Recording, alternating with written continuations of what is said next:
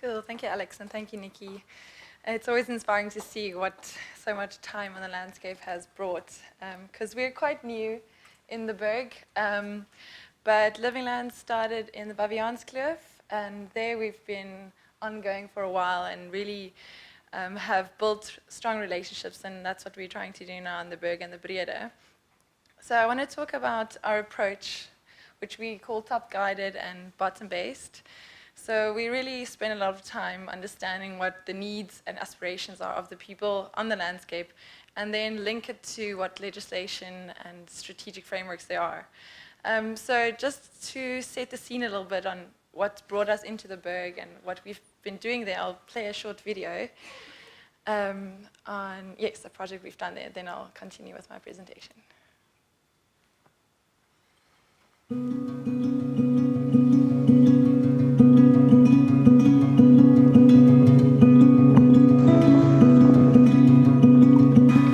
Het was 1961 in die Boland gekom.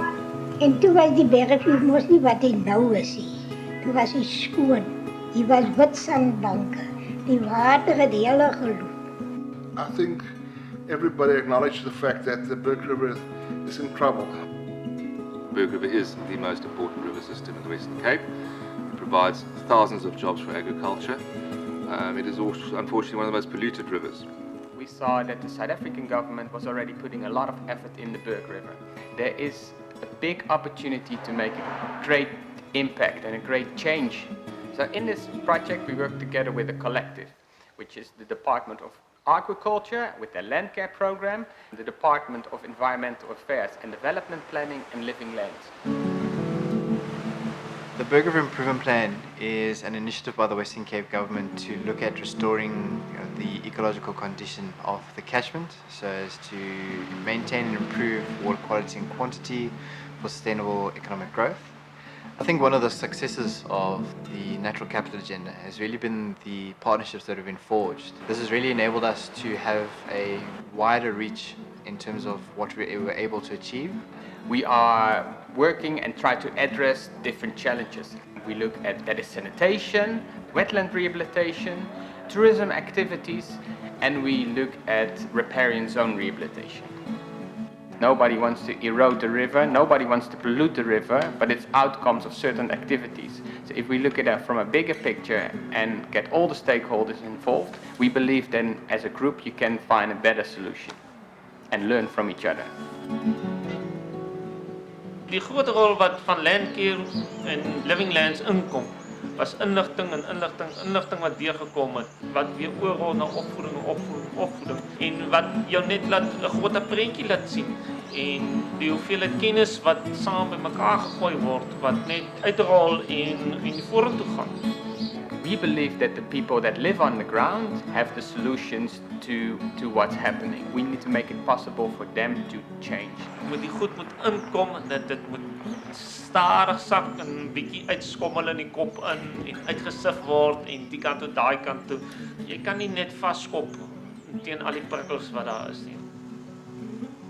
I think when I speak about a long-term vision for the BERG River, I must firstly talk about the partnership that we've had with Living Lands and their abilities to assist in stakeholder engagement and how that has resulted in a stronger collaboration and a stronger partnership being formed with all the stakeholders and role players.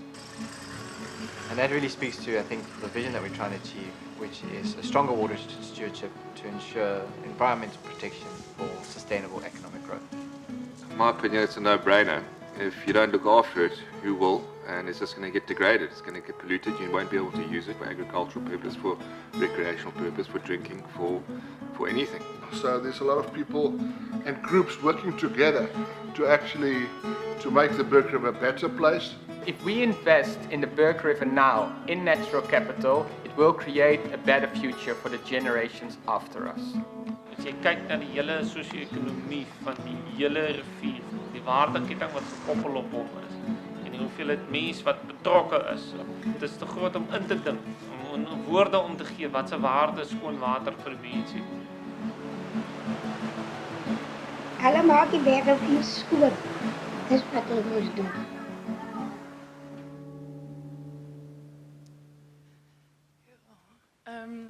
So I think, as you can see here, and it was highlighted now, that it's great if you come in and you have funding and you start a project. And when it came to an end, we were very happy to then apply for the SANB funding through DST, and we could launch the Research Development Innovation Platform to continue this ongoing relationships that we've built.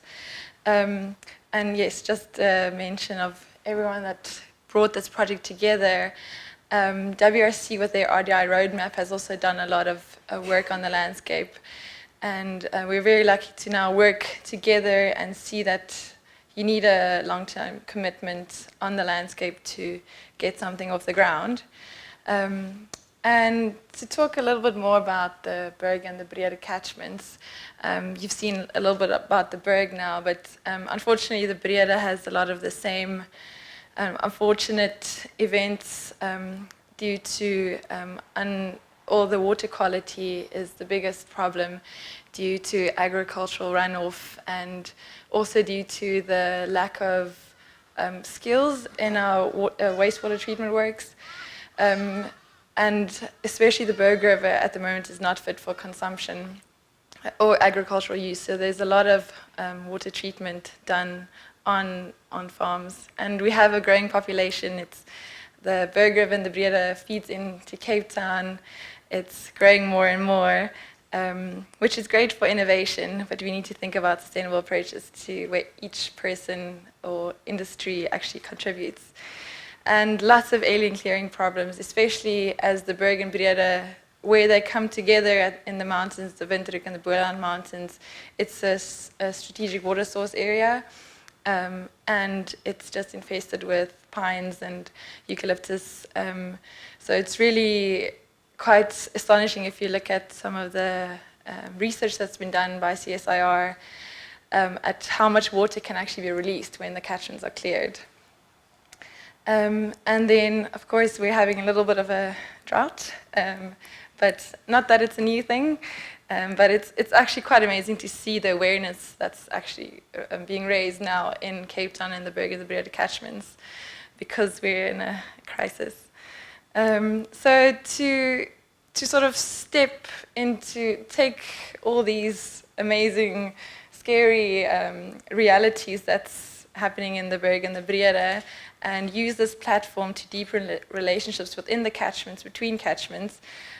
This is the intention of the platform that we're facilitating, and to improve communication is sort of the first step, is to bring people together and talk a language that everyone understands. And then you can improve coordination, collaboration. There's always struggle to find funding, but when there's so many initiatives going on, sometimes it's just really pulling together the strings to make it more long-term.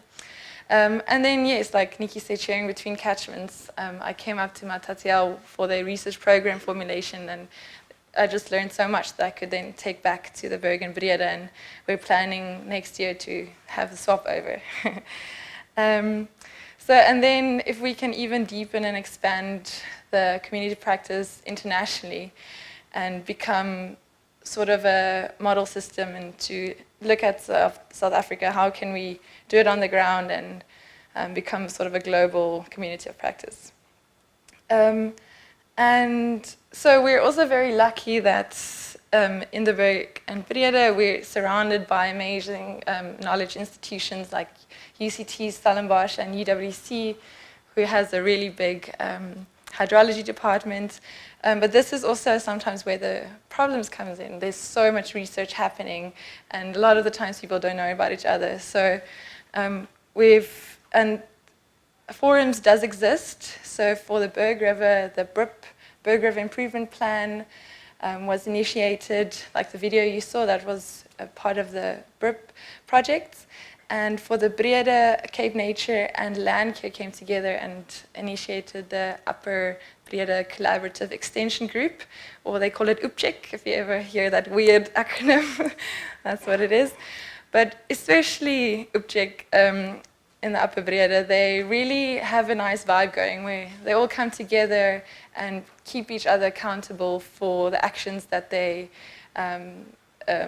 say they'll do, and There's a lot of great extension happening on the ground, really building good relationships with landowners and actually coming to different models where each landowner contributes a little bit to alien clearing and works with land care and Department of Agriculture and Environmental Affairs. So now this platform is creating a space where these people can come together, share between these forums, and for the knowledge institutions to share research, share data, and resources. So there's lots going on. This is just a few of the people we've interacted with, and we really like to rather see the people within the organization. So we spend a lot of time meeting one-on-one and really developing relationships. And this is just a point on the roles we play on the landscape.